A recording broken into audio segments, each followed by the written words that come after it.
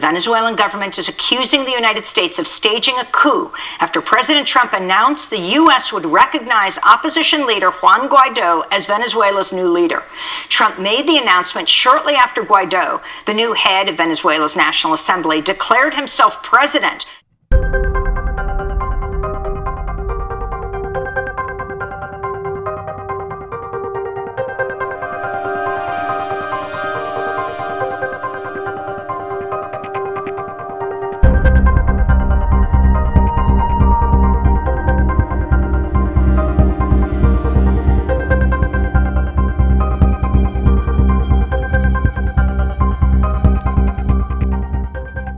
I'm Amy Goodman. As we continue to talk about the situation in Venezuela, is this a coup d'etat? We're joined by Alfred de Zayas in Geneva. He visited Venezuela in 2017 on behalf of the United Nations.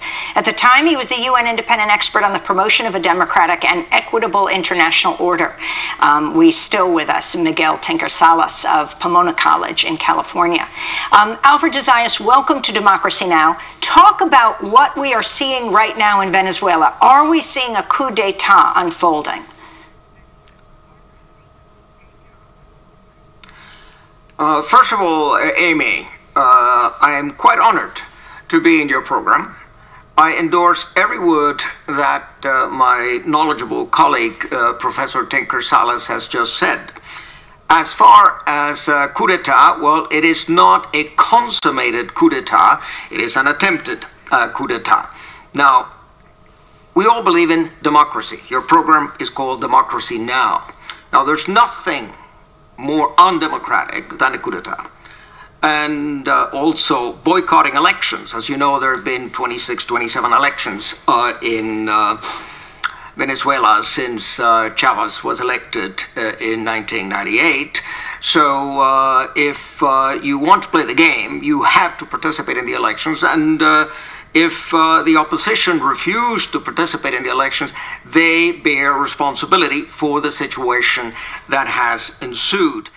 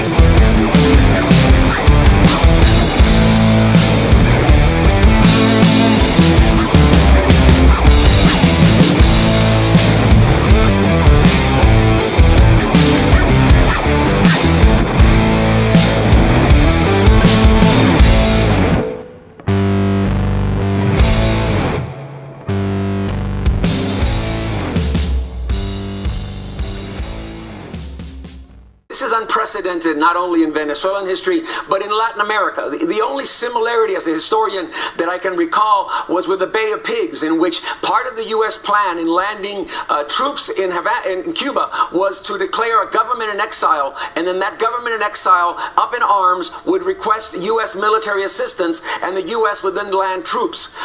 This is a scenario that likely could play out in Venezuela. It depends on what Juan Guaido decides to do.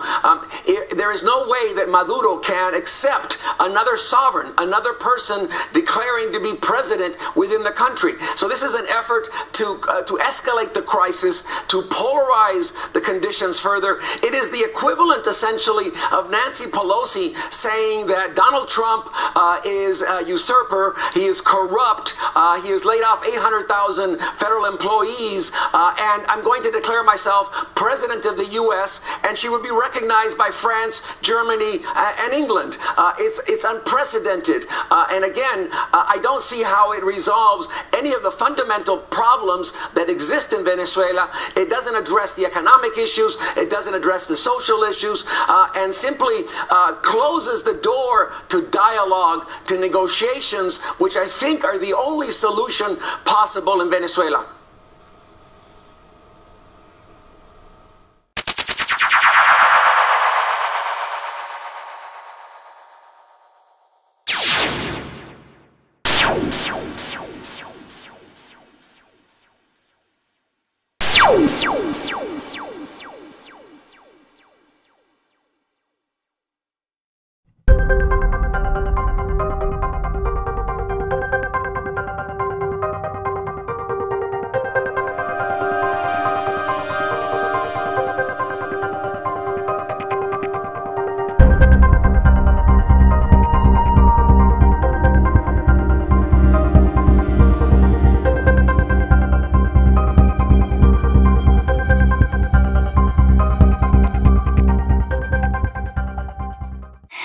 Turn to Jorge Arriaza, Venezuela's foreign minister, Venezuela's former vice president as well, and Chavez's son-in-law, the former president of Venezuela.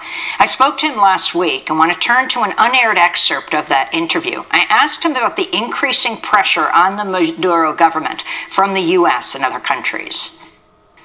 This has been happening since 1999.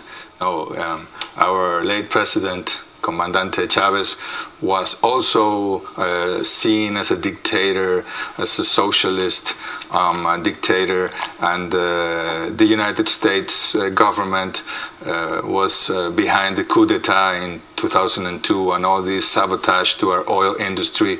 So this has been happening because we have the objective, the goal of changing the model, of building a new democratic society, which we call the socialism of this new century. And we have the right to do it. And we are an independent and sovereign country. And the thing is that here in the United States, not in the United States, I must say, not the people of the United States, but the elite that is in power, that is ruling the United States, they believe that Latin America is their backyard. And they want to impose their model, and they want to have these presidents who are also businessmen and who follow the orders of the President of the United States. But we are not. So we're trying to build our own society, and in new terms, with equality, with access to health, to education, to housing, to culture, and that is our struggle.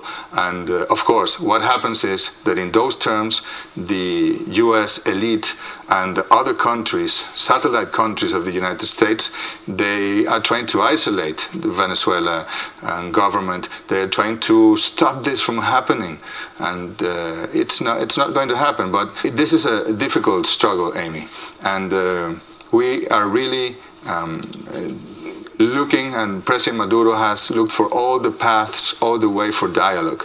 We had a dialogue process last year with the opposition in Dominican Republic, hosted by the President of Dominican Republic and the former President of Spain, Rodríguez Zapatero. And when we reached the agreement, and we were there to sign the agreement, the opposition received orders from the State Department here, and they didn't sign. and then they didn't. Some of their parties didn't register for the elections, and now they say that the elections were a fraud, and now they say that Maduro is not a president. That is all part of a coup d'état in progress, encouraged and funded by the United States government. And what does it mean to you that AMLO, the president of Mexico, Andrés Manuel López Obrador, the stance he has taken in support of Venezuela? AMLO, the president of Mexico, is very important for Latin America at the moment. It's one of the most important countries. It has borders with the United States, and they are with this new government. They are again a sovereign country, and they are trying to help not only Venezuela, they're trying to help Nicaragua, they're trying to help Cuba, they're trying to help the other countries. They want to have good relations with all the countries in Latin America, but they want to solve the Latin American issues in Latin America and no interventionism from the United States in our countries. AMLO, President López Obrador, refused to back the Lima Group's stance questioning Maduro's legitimacy. He said, "We've said with a lot of clarity that we're going to respect the constitutional principles of non-intervention in foreign policy matters. We don't interfere in internal matters of other countries, and we don't want the governments of other countries to meddle in matters that correspond only to Mexicans." Yes, that's what every country has to do. We cannot be interfering. I mean, you say here in the United States that Russia interfered in the campaign of Trump and the elections, and that's not good. It shouldn't have happened if it happened. I believe it didn't happen. But the United States interferes every single, not day, every single hour in the Venezuelan issues, in the Cuban issue, in Nicaraguan, and all over Latin America. So it's bad for Russia to interfere here, but it's good for Washington to interfere in Latin America. Of course, that's not fair. And I believe that the president of Mexico is right. We have to respect each other. We have to respect the principles of international law. I mean, if you join the United Nations, it's because you respect the internal affairs of the other states. It's because you respect the equality of states. It's because you don't have the right to interfere in other nations. That's not what the United States does. They have done wars in Iraq.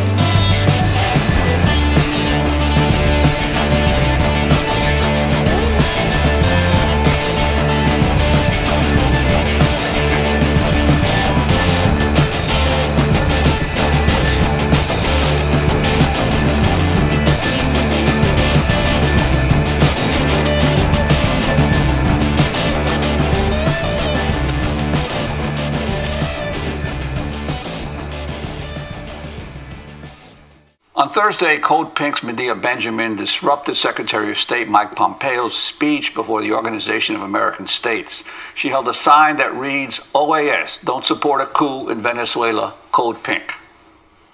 More violence in Venezuela.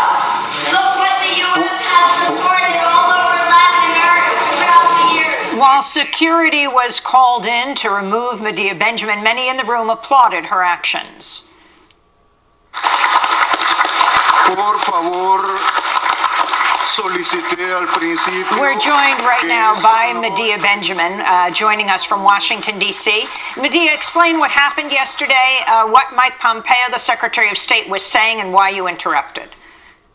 I interrupted because I'm really worried about what is about to happen in Venezuela. First, let's recognize how many millions of people in Venezuela are already suffering from the economic crisis, but how much worse it could get. The U.S. is helping to set the stage for a civil war in Venezuela. And so I thought it was important to get in there and say that we have to stop this from happening. We have to stand up and say that we believe in the principles of non-intervention, and we call for negotiations to end this crisis, not to follow in the footsteps of what the U.S. is doing, which is putting pressure on the Venezuelan military to divide it, and to really set the stage for tremendous violence in Venezuela. So it's important for the left in the United States to stand up, not to say we love Maduro, but to say we're against U.S. intervention. It's important to call on our members of Congress. Where are they? Where are the progressive leaders? We've only had a handful, like Congressman Ro Khanna, Tulsi Gabbard, one of the new ones, Ilhan Omar, Bernie Sanders, but the rest of them have been silent. So I think it's important that we stand up, and before it is really too late, we call on the U.S. to back off, to not support a parallel government in Venezuela, and to say no to a coup.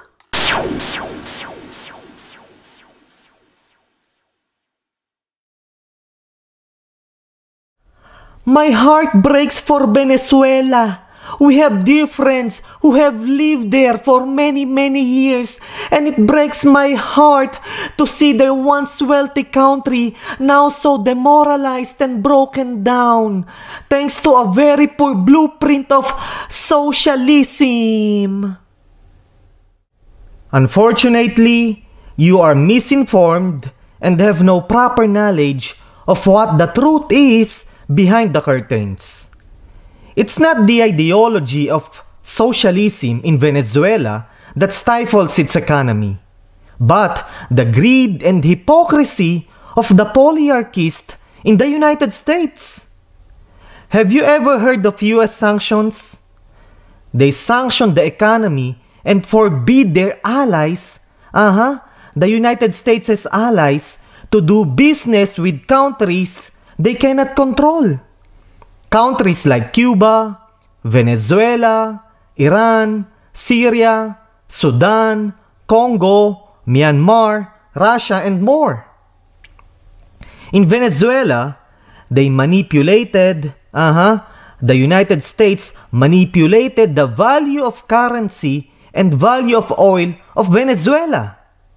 Just in case you didn't know, the World Bank, WTO, IMF, and New York Stock Exchange or Wall Street are controlled by the United States of America. And of course, the US applied heavy sanctions against the Venezuelan economy. Take note, the black propaganda of the United States worked 24/7 to ensure that the bad guys in the eyes of the people are the leftists. Not to mention the CIA meddling to disrupt and create chaos in the countries they cannot control to overthrow the people they cannot control. It's not the ideology of socialism that creates problem, but the greed of the crony capitalist. In Cuba, when the US applied economic sanctions, all the members of the United Nations opposed it. The only country that supported the US to sanction Cuba was Israel. Yes, the US economic sanction is an inhumane act. We can talk about this the whole night. The list, the details, and explanations are very long.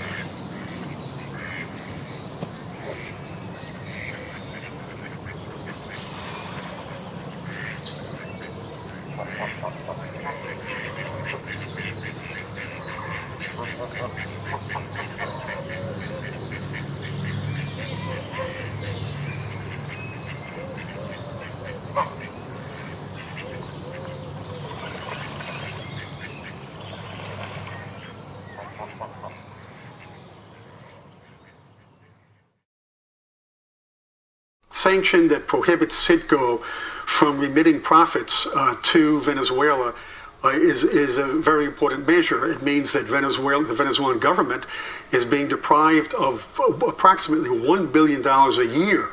But in addition to that, the sanctions also stipulate that Venezuela practically cannot refinance its foreign debt, which is something logical that any country facing a difficult economic situation would do. The sanctions prohibit U.S. financial institutions from having any transaction, any interaction with the Venezuelan government and the Venezuelan state oil company, PDVSA. But in addition to that, there is a major impact in terms of discouraging commercial and financial interests throughout the world from any kind of transaction with Venezuela. There is a list of approximately 70 Venezuelan officials who are being sanctioned. And that translates into a situation in which the U.S. government, specifically Steven Mnuchin, the Secretary of the Treasury, has undertaken different investigations, workshops with representatives of Japan, Europe, Latin America, in order to find out where the shell companies are. In other words, he has created a situation in which commercial interests throughout the world are afraid to have anything to do with Venezuela. That amounts to virtually an economic blockade. Hey! Have you heard the news? Thousands of Central Americans are heading north to the US border. You know what, folks? It breaks my heart and boils my blood every time I hear and read inhumane comments coming from US Americans about Central Americans who head north to the border. Those Americans are ignorant of the fact that poverty and corruption in Central America were structured by the United States' foreign policy. You know what? I wish they would do a thorough research and studies first before they open their mouth. The United States' meddling with developing countries is one of the major reasons why those developing countries remain poor. Nope, I do not hate the United States and its people. What I hate is the extreme corruption of the crony capitalists that destroy humanity. Remember, to fight poverty, we have to know the truth beyond what they feed us.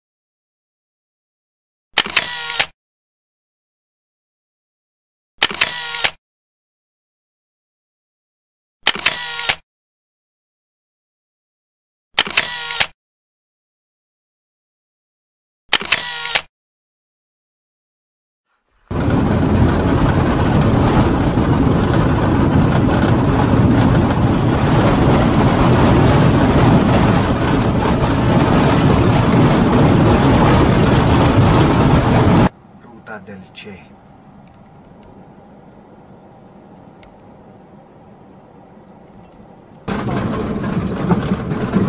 Pero usted no sabe qué es exactamente.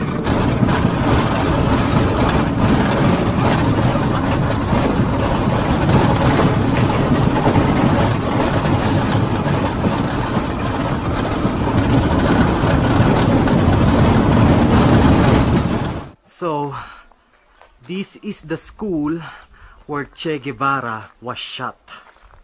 Inside this school.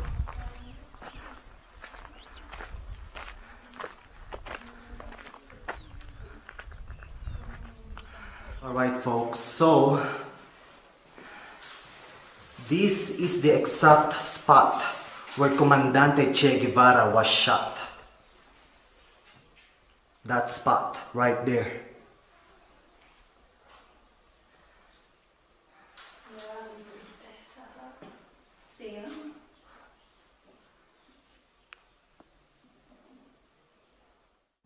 Y ahí pues la café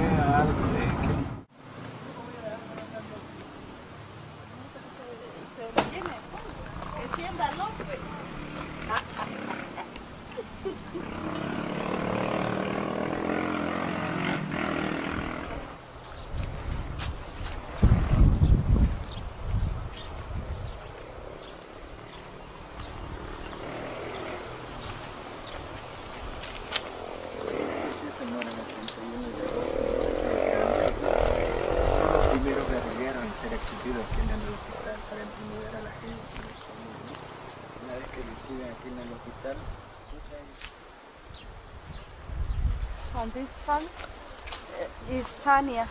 Yes. Which also died together with the other ones, but because they were on the river just take the body just different part from the other one. So they found, the military find the body of Tanya, the day after they found the other ones. I see. Okay, they didn't find the same day.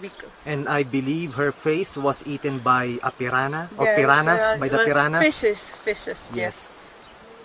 Yes, folks. Her face was partially consumed by the piranhas.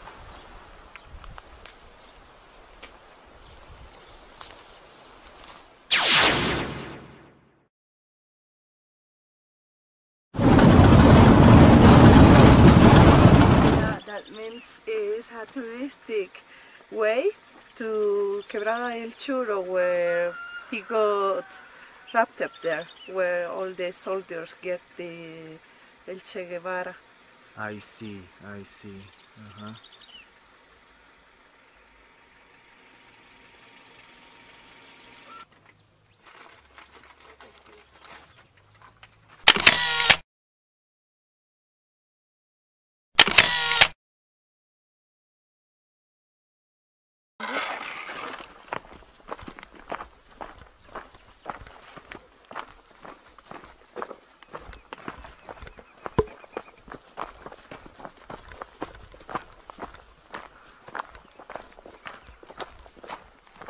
En aquel churro, esa cañada, sí, ahí empezó el primer combate.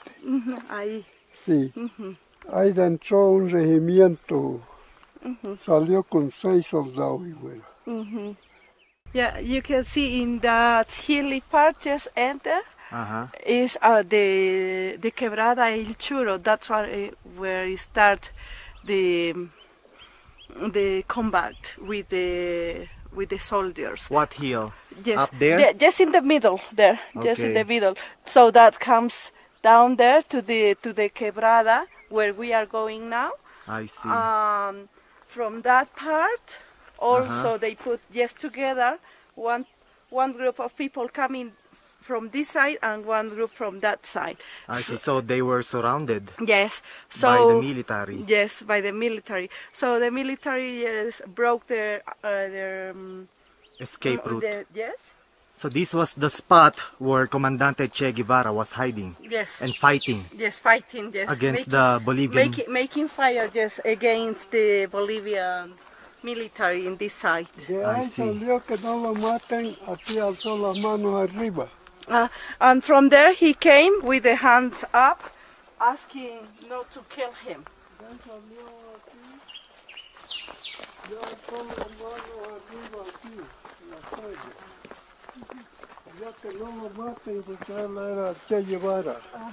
He asked not to be killed because he was Che Guevara with the hands up.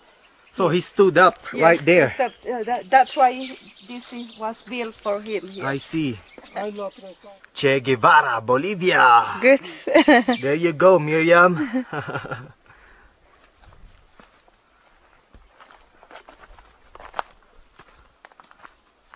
So the last battle of Comandante Che Guevara occurred in this place. Alright? They were surrounded by the Bolivian soldiers. They were all over these mountains.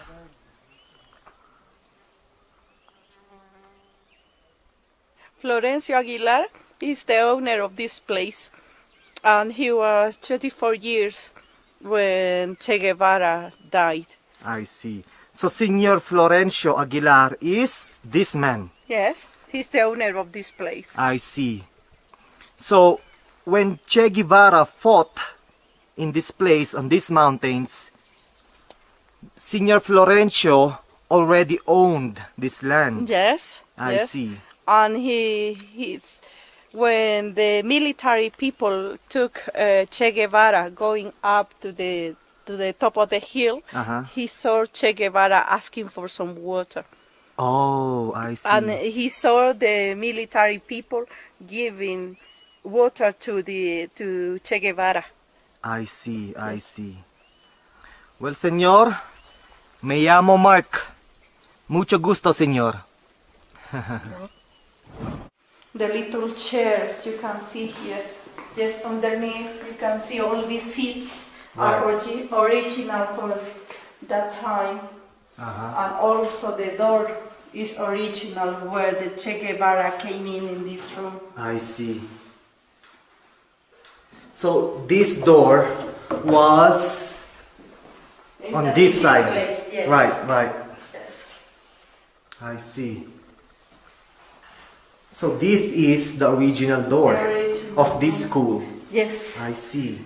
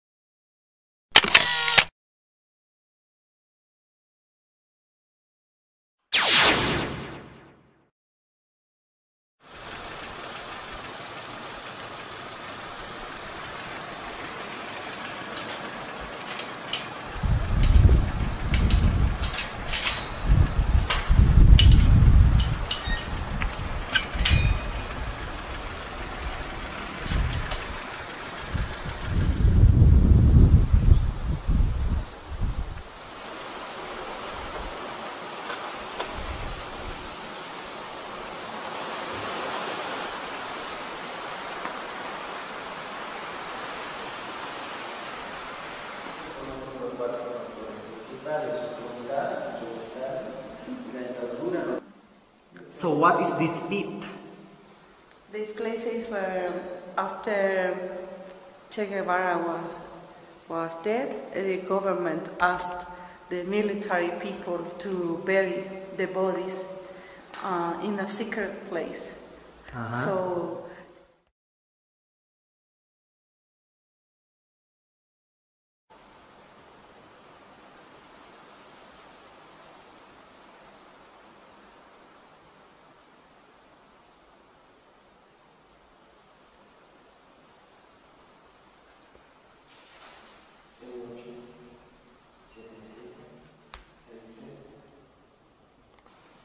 Tanya.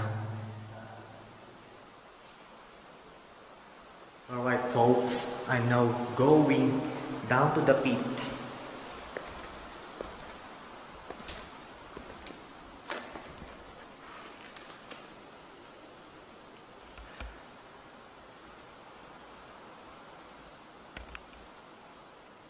You know what folks, this place or this pit is 100% sacred, sagrado.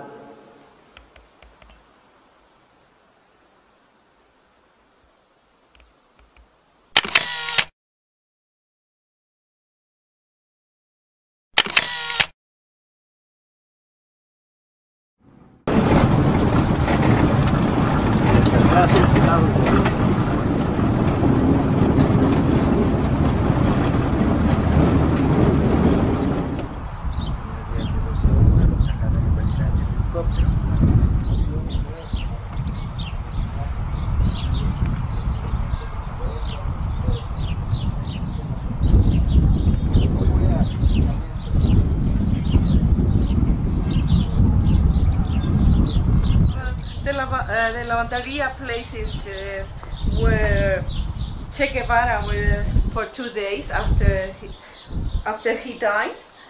So you mean his body was put yes, on this place, lavanderia? So the people can come and see him because they put it here because it was the only place with good light at the hospital.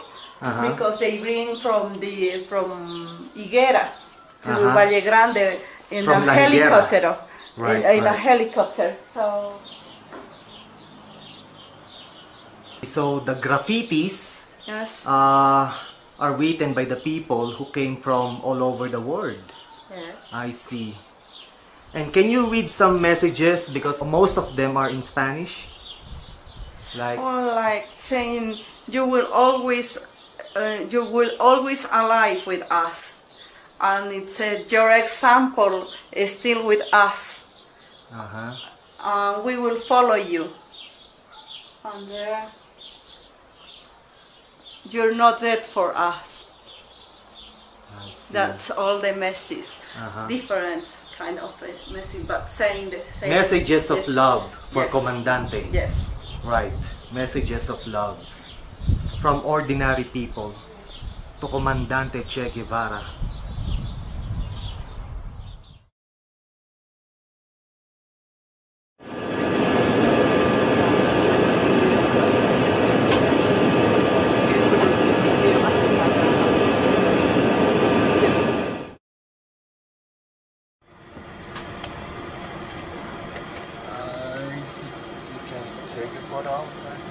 There's a car coming.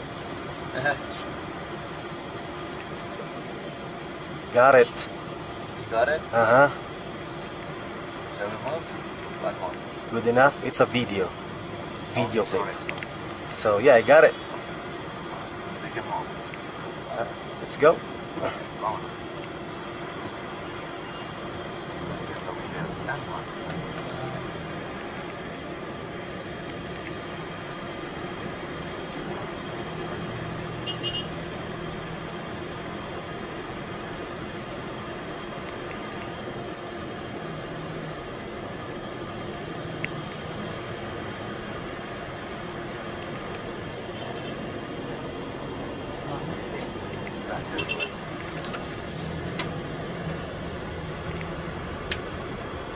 Reynan, when did they build the Che Guevara monument? Okay, that monument had been constructed in 2003 after a big social revolution in La Paz and El Alto, this city. And it's this city when they made to resign one president, Gonzalo Sanchez de Lozada. And everybody were looking for equality, and that was the best symbol for this city, El Che. I see, alright. Thank you so much for the information. You're welcome. Have a nice flight, Mark. Alright, thank you.